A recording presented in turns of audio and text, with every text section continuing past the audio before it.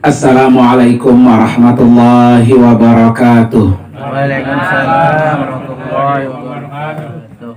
Bismillahirrahmanirrahim. Alhamdulillah. Wassalatu wassalamu ala rasulillah. Wala hawla wala quwata illa billah, amma ba'du. Ada 5 protokol yang harus kita perhatikan. Yang pertama adalah kebersihan. Kebersihan ini adalah sumber utama orang biar sehat. Kalau dalam Islam itu kita sudah diajarkan, Pak, tentang kebersihan, yaitu dengan babut tohar, ya, bab tentang bersuci. Nah, cuma kita tidak menjalankan itu. Apa yang diajarkan dalam babut toharah? Yang pertama tentang berwudu. Ketika kita jadikan, Pak, wudu itu menjadi pegangan kita sehari-hari, insya Allah apa tuh? Sehat. Insya Allah. Karena Nabi sudah bilang, al-wudu'u silahul mu'min. Jadi senjatanya orang beriman itu wudu. Kalau kita udah pasang senjata, Pak, badan kita udah kita lindungi dengan wudu, maka insya Allah, jangankan yang namanya virus, Pak, setan aja udah nggak bisa. Setan udah nggak masuk. Karena setan itu terbuat dari api, ya kan? Dan ketika kita mau menyiram api, yaitu dengan apa? Wudu. Dengan air tadi. Kalau bapak-bapak berwudu, ada cara-cara berwudu yang harus dilakukan, dan itu sering kita tinggal. Pertama, cuci tangan beberapa kali sampai ke selak-selaknya itu, Pak. Iya, sela-sela jari gitu maksud tuh. Nah, gitu. Itu jarang tuh kita lakukan. Kemudian juga ke kumur. Ya, kemudian juga istinsyak, memasukkan air ke hidung. Jadi istinsyak itu, Pak, memasukkan air ke hidung, karena dari hidung itu udah banyak kotoran. Dia nyangsrang di bulu hidung. Gitu kan? Maka dimasukin air wudu, kemudian ditanggakin ke atas, kemudian dikeluarin. Itu bukan hanya penyakit yang keluar, tapi juga apa? Dosa-dosa yang disebabkan dari hidung. Nah, yang cara-cara gitu yang saya bilang tadi enggak kita pakai. Gitu kan? Dan kalau menurut Imam Ghazali itu, Pak, setiap langkah berwudu itu diapain tuh? Dibaca doanya. Kalau saya Imam Ghazali ya, satu-satu tuh. Baca doa cuci tangan, baca doa masukin air, baca doa ngeluarin air, baca doa ke kumur. Ada doanya masing-masing. Nanti kalau bapak-bapak nggak bisa, boleh ditulisin tuh. Nanti di pengajian dibagiin, ya, di fotokopi. Ya, nggak apa-apa, wudu pertama tempel aja tuh depan wudu, tulisannya gitu ya. Nanti lama-lama dia apa tuh? Apa? Tapi ada satu doa, Pak, yang untuk semua. Dan itu dipakai oleh Dr. Yusuf Al-Qaradawi. Allahumma gfirli danbi wa wasi'li fi dari wa barikli fi rizki. Nah, itu doanya tuh. Itu untuk semua tuh. Kalau Bapak ngapalin yang teorinya Imam Ghazali, banyak.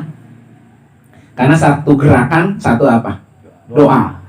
Bapak suruh ngapal, udah ngapal-ngapal ya. Ya kan? Iya. Nah, tapi kalau Syekh Yusuf Al-Qaradawi tadi cuma satu doa. Dan beliau mengatakan bahwa doa yang barusan saya baca itu adalah dari hadis yang sahih.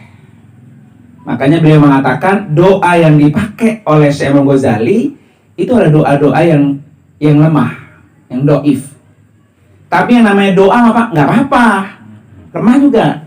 Makanya itu dipakai oleh Al-Maghfurlah.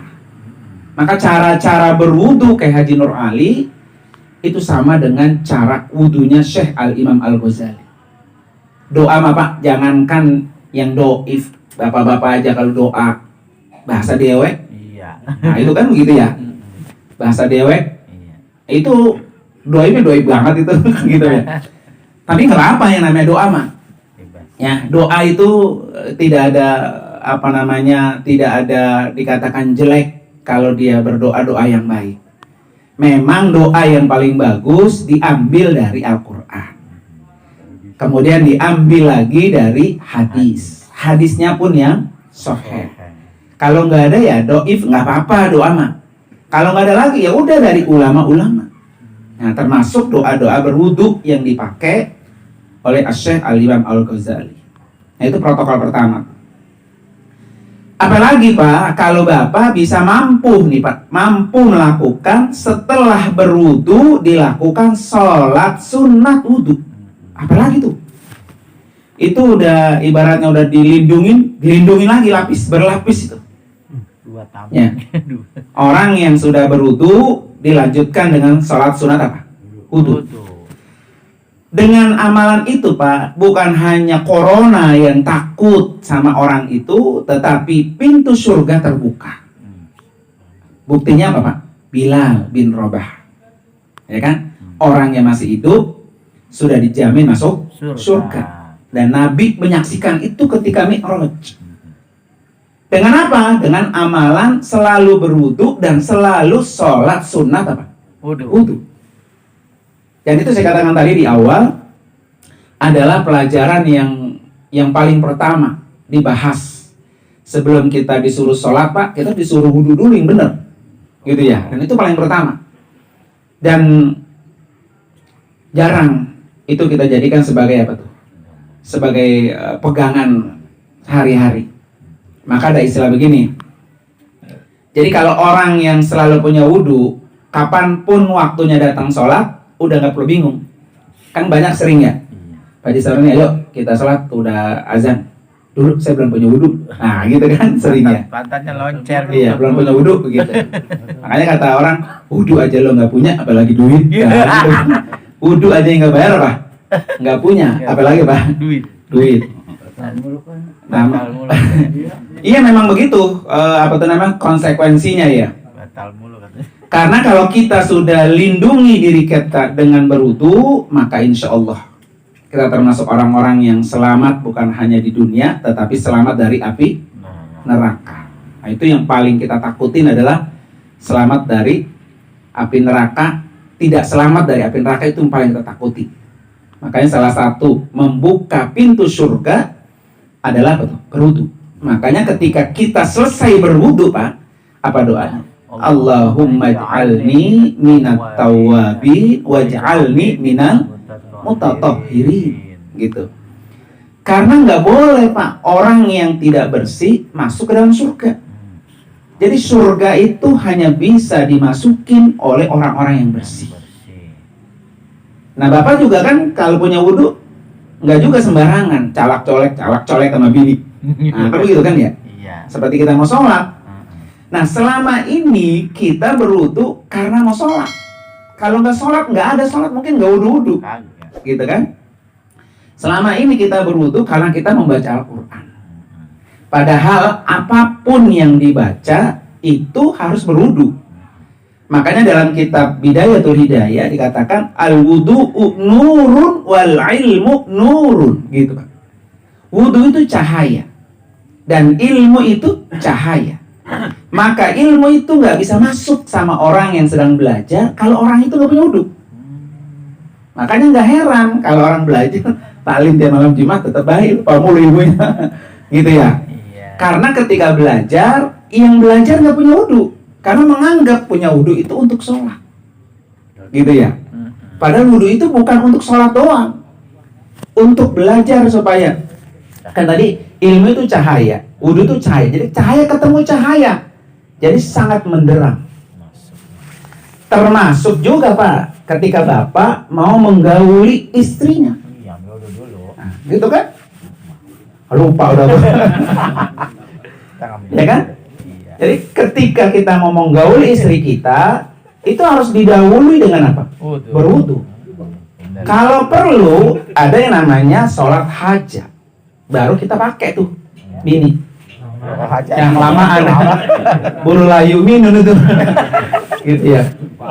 Makanya dalam sebuah tulisan Nabi sekarang katakan begini, Pak. Kalau ada orang yang menggauli istrinya tanpa berwudu, maka dorongan itu dibantu dengan dorongan setan. Tidak mustahil kalau keluar anaknya juga gayanya ikut apa? Setan. Setan. Tombol mau ikut lagi. Tombol mau nyangka pagi dia. Kemarin gak bilang lo katanya gitu.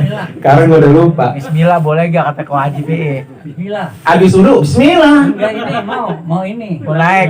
Oh iya, mau naik, iya ada doanya. Ya kan? Ada doanya. Kalau mau naik nggak ada doanya ya, itu tadi saya bilang. Ya kan? Makanya kan begini, Pak. Sesuatu yang dimulai dengan Bismillah itu bernilai ibadah. Benar kalau gitu baca.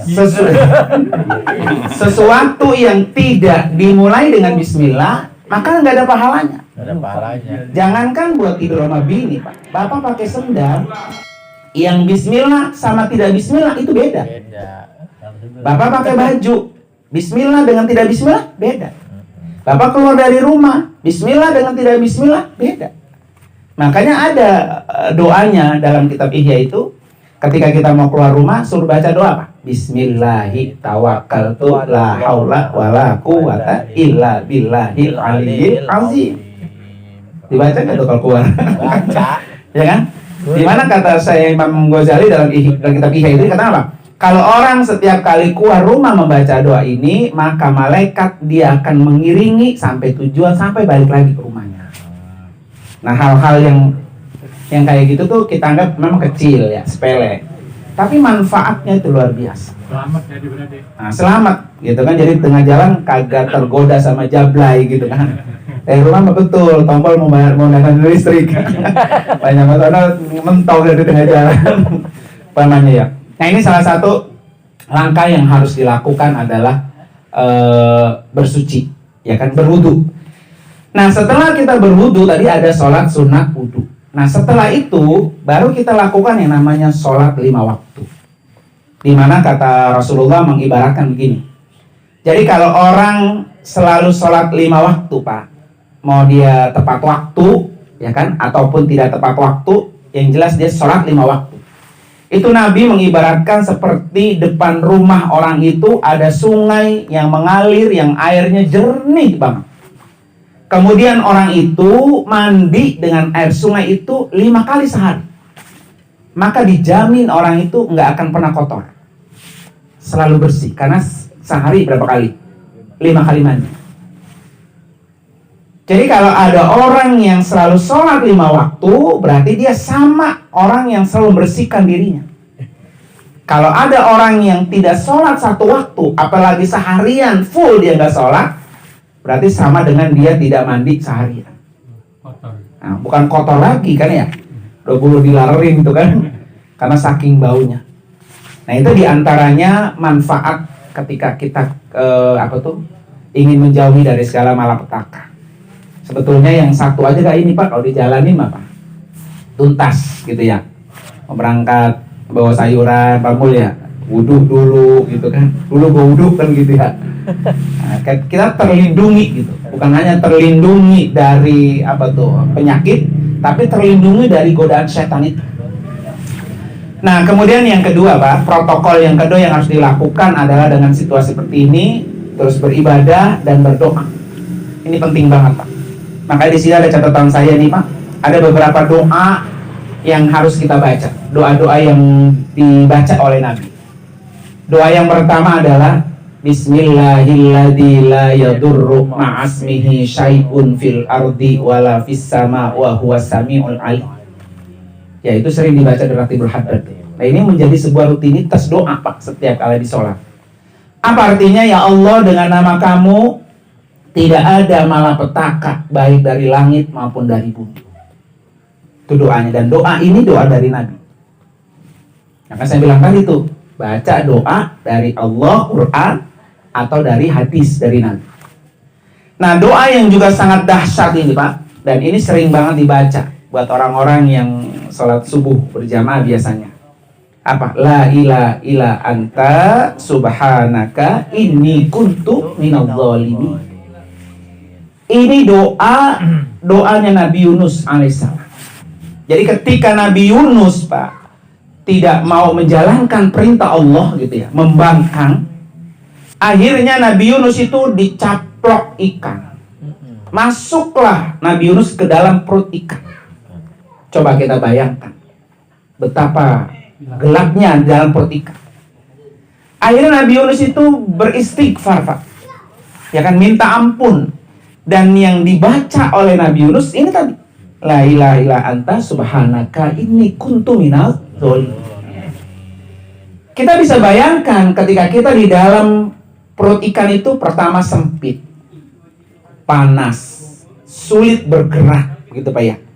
Nah, orang yang hidupnya sempit, orang yang hidupnya sulit bergerak, orang yang hidupnya sulit cari pekerjaan, orang yang hidupnya sulit cari nafkah, rasanya hidup ini udah panas gitu Pak ya, gerah, maka sering-sering dibaca doa ini. Ya Hayyu ya Qayyum la ilaha illa anta subhanaka inni kuntu minaz dzalimin. Ya kan? Maka akhirnya Nabi Yunus itu diapain? Dikeluarkan dari kesempitan tadi. Ya kan? Jadi kalau kita pengen keluar dari kesempitan hidup ini, nah doa yang seperti ini. Nah ini termasuk sekarang nih Pak kita. Sempit karena apa? Nggak boleh kemana-mana. Kan gitu Pak ya. Kalau kemana-mana kita pasti mengundang penyakit. Ya kan? Apalagi kita orang sakit sekarang takut udah ke rumah sakit. Karena kalau ke rumah sakit nanti udah kena corona. Begitu Pak ya. Nah ini buat kita semua ini supaya terlindungi kampung kita, Pak ya. Wilayah kita, paling kagak kampung kita dah. Kita minta kepada Allah seperti dibebaskannya Nabi Yunus. Keluar dah tuh, keluar sono penyakit yang mana-mana. Nah doa yang ketiga ini Pak, yang sering juga harus dibaca setiap sholat itu apa? Allahumma ftah lana abwabal khair wa abwabal barakah wa abwabal ni'mah wa abwabal rizki wa abwabal quwa wa abwabal siha. Itu banyak, panjang sekali itu Pak ya. Nanti itu nggak apa-apa tuh menjadi sebuah apa tuh amalan. Nanti kalau butuh ya ditulis, nanti dibagi di fotokopi biar di rumah. Nanti kalau di rumah Pak baca doa ya begini aja nih, pegang doanya gitu tuh, nggak apa-apa. Orang namanya doa apal ya, kecuali kalau suruh doa di majelis begini, nah begini ya baca aja begitu, nggak apa-apa. Jadi pegang suratnya, yang penting tulisin, di fotokopi, dibagi-bagi. Yang terpenting lagi Pak, doa yang Bapak baca, Bapak tuh paham. Itu yang penting. Karena kalau doanya nggak paham Pak, itu percuma. Kalau kata orang, lu minta apa gitu kan ya, yang dipinta aja nggak paham gitu. Makanya kalau nggak ngerti bahasa Arabnya, ya kita baca apa tuh? Terjemahannya. Kalau doa yang kita minta Pak, tangan kita buka, kemudian kita paham, kita tuh pasti khusyuk doanya. Karena kita paham. Tapi kalau kita nggak paham, kita tuh nggak khusyuk. Iya kayak Bapak nih tadi dibaca sama guru ya. Baca ya. Bapak mah aminnya sembarangan gitu kan. Padahal amin itu Pak mendorong doa yang dibaca oleh guru kita supaya itu dikubul gitu.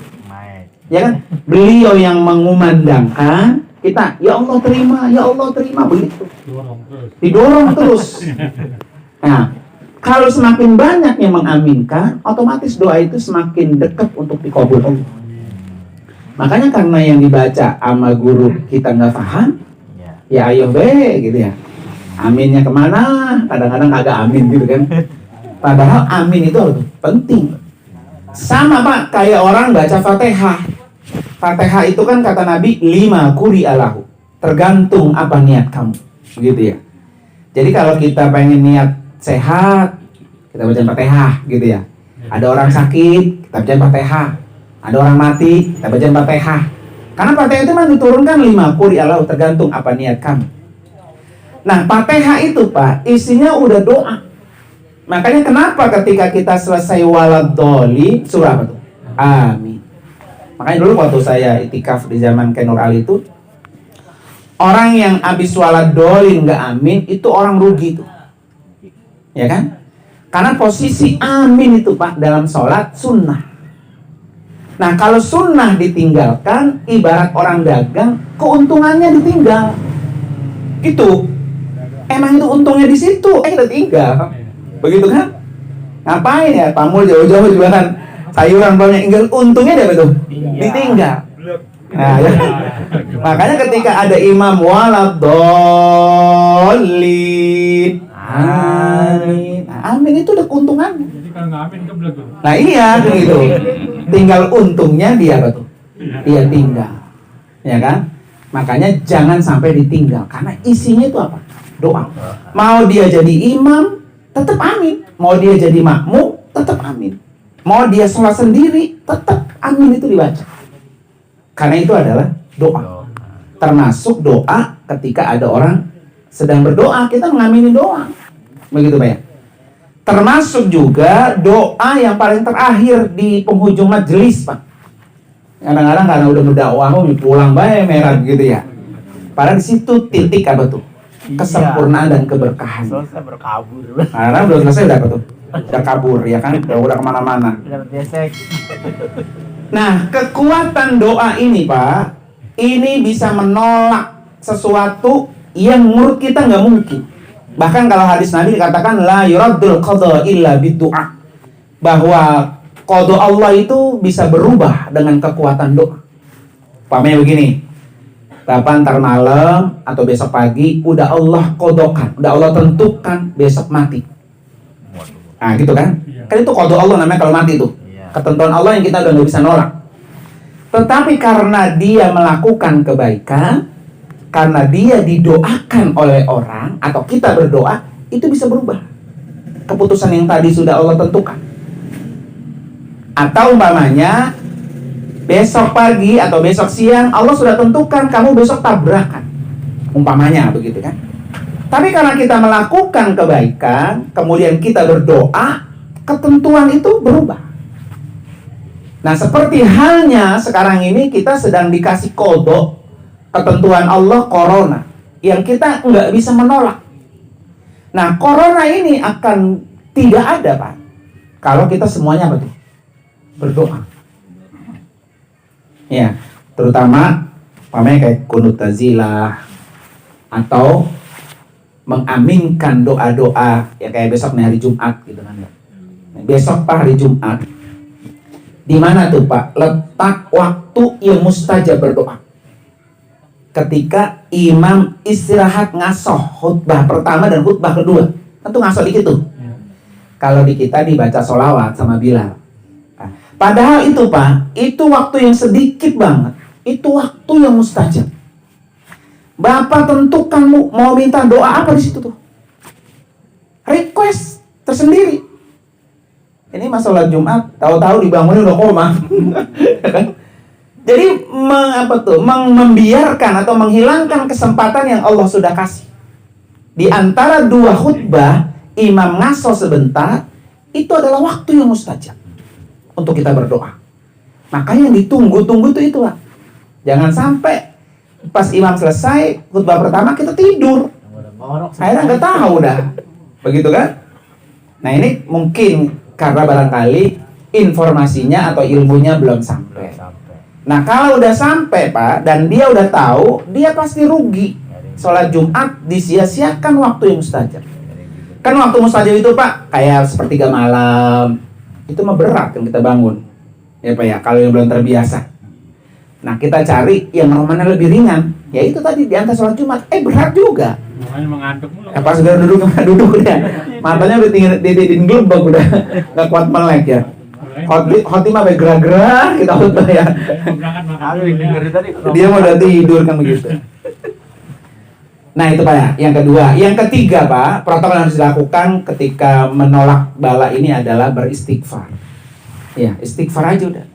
Semakin banyak orang yang beristighfar, maka malapetaka dan kesulitan itu semakin jauh. Makanya kata Allah bilang apa? Wa ma kana Allahu liyu'adzibahum wa anta fihim. Ya kan?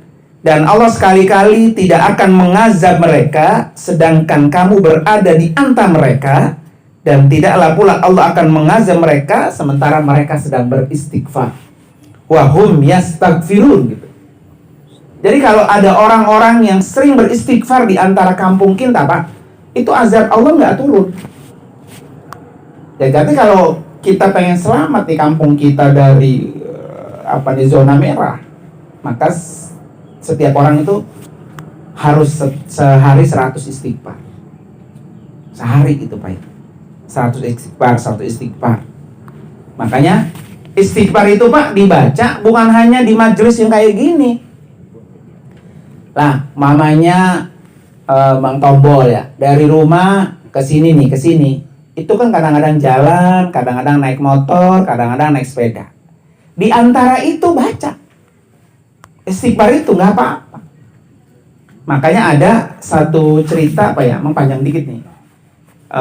Cerita siapa tuh namanya? Imam Mazhab Hambali, Imam bin Hambal apa ya? Imam bin Hambal ini pengen banget pergi ke mana? Ke Baghdad gitu. Padahal beliau tinggal di mana? Di Madinah. Dan di Baghdad itu, Pak, nggak ada tujuannya. Mau nemuin siapa, mau ngapain? Nah, akhirnya ketemu sama siapa tuh? Tukang roti. Untuk apa? Untuk mengabulkan doanya tukang roti. Apa doanya? Pengen ketemu sama Imam Mazhab. Artinya kalau ketika ditanya apa tuh amalannya, sambil jual roti, sambil apa? Istighfar. Jadi kalau bapak-bapak profesinya berdagang, ya sambil dagang sambil apa? Istighfar. Dan itu istighfar itu akan memudahkan segala kesulitan kita. Nah, itu yang saya bilang tadi, pekerjaannya mah ringan-ringan, Pak ya. Wudu ringan, istighfar ringan, doa ringan. Nah, cuma terkadang kita malas apa berat itu? Nah, segen itu ya. Pekerjaannya mah ringan. Ya bang, berdoa doang, angkat tangan doang tiap sholat gitu ya. Tetap aja assalamualaikum, assalamualaikum apa? Kabur gitu kan. Padahal di situ posisinya sangat apa? Sangat baik.